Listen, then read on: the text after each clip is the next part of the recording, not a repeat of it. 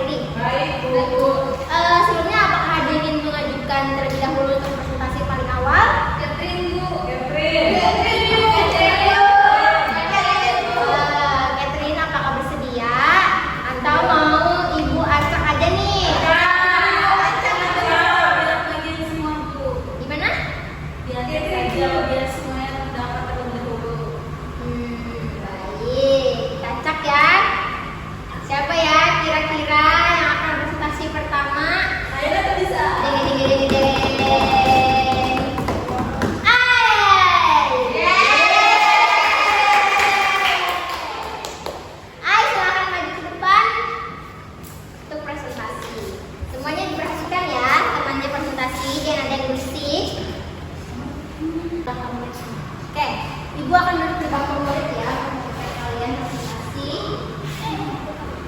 Silakan, Ai. Baik, sebelumnya perkenalkan saya Anastasia Ezetra. Di sini saya akan mempresentasikan tugas yang diberikan oleh Ibu. Untuk judul pengelolaan kekayaan budaya. Dalam bagian tesis, di sini sebagai warga negara Indonesia yang baik, kita seharusnya menjaga dan melestarikan budaya negara kita. Tujuannya agar kebudayaan kita tidak punah. Kemudian masuk bagian argumentasi, budaya lokal punya peranan penting dalam memperkokoh ketahanan bangsa. Pemerintah daerah dituntut untuk bergerak lebih aktif melakukan pengelolaan kekayaan budaya, karena budaya tumbuh di ranah masyarakat pendukungnya. Di samping itu, pemerintah pusat, lembaga swadaya masyarakat, dan masyarakat sendiri juga harus berperan dalam pengelolaan kekayaan budaya. Pengelolaan budaya dapat dilakukan dengan cara pertama melindungi, yaitu merawat agar tidak punah dan rusak. Kedua, mengembangkan, yaitu meneliti dan membuat laporan kajian. Ketiga, memanfaatkan, melakukan kegiatan festival dan penyebaran informasi. Keempat, mendokumentasikan, yaitu membuat tulisan yang dilengkapi dengan foto dan dokumen audiovisual. Dan terakhir, masuk pada penegasan ulang. Pengelolaan kekayaan budaya sebetulnya merupakan cara kita memahami, melindungi, dan melestarikan budaya agar tidak punah dan dapat memperkokoh ketahanan bangsa. Sekian presentasi dari saya, terima kasih.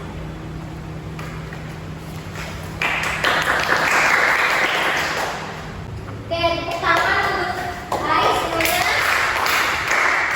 Selanjutnya Ibu kasih kesempatan untuk Ai untuk memilih siapa teman yang presentasi selanjutnya. Silakan Ai, mau pilih siapa? Agnes, Bu. Agnes.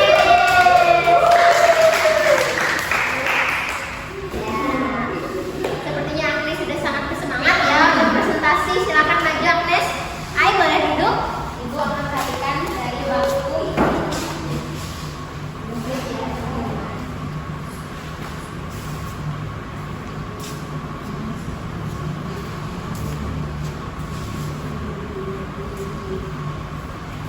Baik, di sini saya akan mempresentasikan hasil kerja saya. Terlebih dahulu perkenalkan, nama saya Agnes Berenita. Untuk judul teks eksposisi kali ini saya mengambil judul Pohon Tumbang Penyebab Macet. Untuk struktur yang pertama yaitu tesis. Derasnya hujan disertai angin kencang membuat banyak pohon tumbang. Pohon tumbang itu kerap kali menghalangi jalan raya sehingga menimbulkan kemacetan. Yang kedua, argumentasi. Pada Rabu 12 Maret, hujan deras dan angin kencang telah menumbangkan sebuah pohon di sekolah Al-Azhar. Pohon besar tersebut tepatnya telah menutup jalur bus Transjakarta yang menuju Sisingamaraja, Kebayoran Baru, Jakarta Selatan. Untungnya tidak ada korban jiwa atas kejadian ini. Namun bus Transjakarta dari arah CSW menuju Bundaran Senayan terpaksa melewati jalanan umum. Terus yang ketiga, penegasan ulang. Ironisnya Dinas Pertamanan yang bertanggung jawab atas pohon tumbang tersebut belum kunjung tiba setelah waktu yang cukup lama. Pohon tumbang itu menghalangi jalan raya sehingga jalanan ramai oleh kendaraan-kendaraan yang saling berebut jalur dan menyebabkan kemacetan. Sumbernya pasti bisa bahasa Indonesia untuk SMA atau MA kelas C oleh tim Ganesha Operation. Sekian yang dapat saya presentasikan. Terima kasih.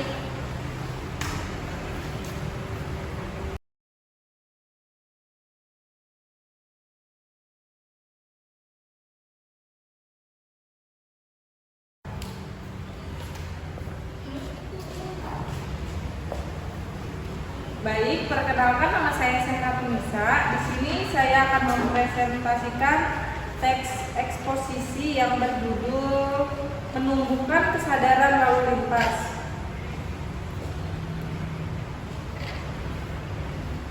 Untuk strukturnya, di sini ada tesis. Tesis yaitu untuk tesisnya, usaha meningkatkan kesadaran lalu lintas merupakan tanggung jawab bersama antara masyarakat dan pihak kepolisian.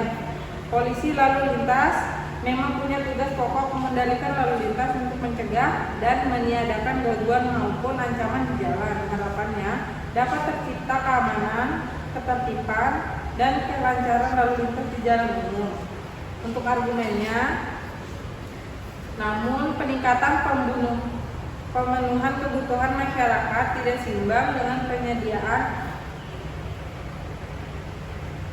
fasilitator yang mendukungnya sebagai perwujudan pelayanan pemerintah pada masyarakat.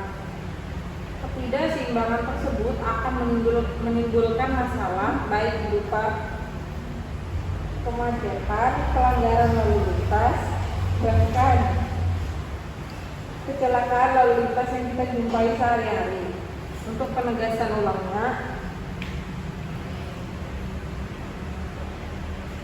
faktor manusia punya andil besar sebagai penyebab kondisi tersebut. Peningkatan kesadaran lalu lintas merupakan tanggung jawab bersama antara masyarakat dan pihak kepolisian, sehingga tidak selalu terjadi korban jiwa akibat kelalaian pengguna jalan. Untuk sumbernya dapat pasti bisa bahasa Indonesia untuk SMA dan MA kelas C oleh tim Ganesha Operasian. Baik, terima kasih. Saya Catherine. Baik, di sini perkenalkan nama saya Catherine Valentina Silalahi. Saya di sini akan menjelaskan teks eksposisi yang telah saya buat. Teks eksposisi saya berjudul tentang ekonomi Indonesia. Nah, tesisnya itu yaitu ekonomi rakyat adalah kegiatan ekonomi rakyat banyak. Jika dikaitkan dengan kegiatan pertanian, maka yang dimaksud dengan kegiatan ekonomi rakyat adalah kegiatan ekonomi petani atau peternak atau nelayan kecil, petani gurame, petani tanpa tanah, dan nelayan tanpa perahu dan sejenisnya. Dan bukan perkebunan atau peternakan besar atau MNC pertanian dan sejenisnya. Untuk argumentasinya itu yaitu perspektif lain dari ekonomi rakyat dapat dilihat dengan menggunakan perspektif jangan. Ekonomi dari rakyat, oleh rakyat dan untuk rakyat. Dari rakyat berarti kegiatan ekonomi itu berkaitan dengan penguasaan rakyat dan aksibilitas rakyat terhadap sumber daya ekonomi.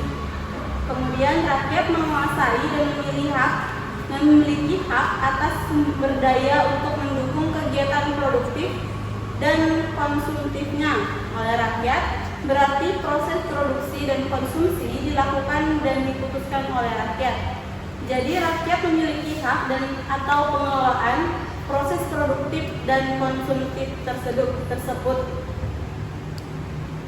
Berkaitan dengan sumber daya atau produktif dan konsumtif, rakyat memiliki alternatif untuk memilih dan menentukan sistem pemanfaatan seperti berapa jumlah yang harus dimanfaatkan, siapa yang memanfaatkan, bagaimana proses pemanfaatannya, bagaimana menjaga kelestarian baik demikian yang dapat saya sampaikan. Untuk menjelaskan selanjutnya saya serahkan kepada Anissa Medina. Silakan.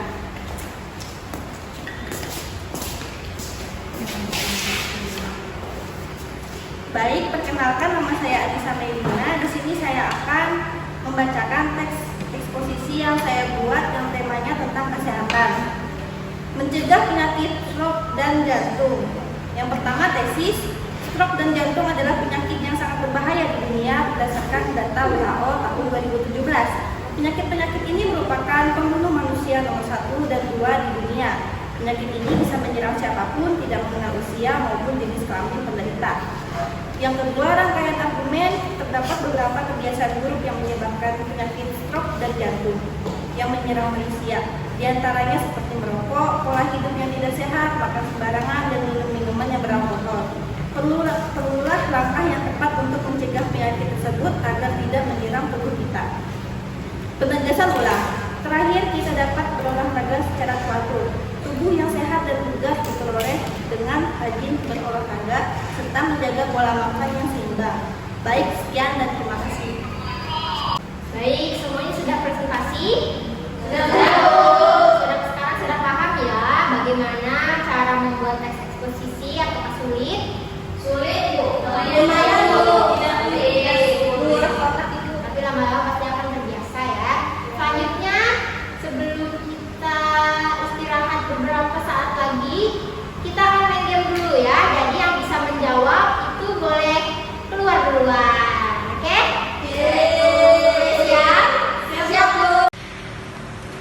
bagaimana akhir dalam sebuah teks eksposisi yang memuat penguatan kembali atas pendapat yang telah disampaikan berdasarkan fakta dalam bagian argumentasi merupakan Saya Bu, penegasan ulang.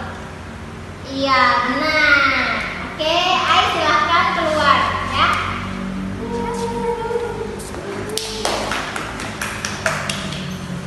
Oke, pertanyaan selanjutnya.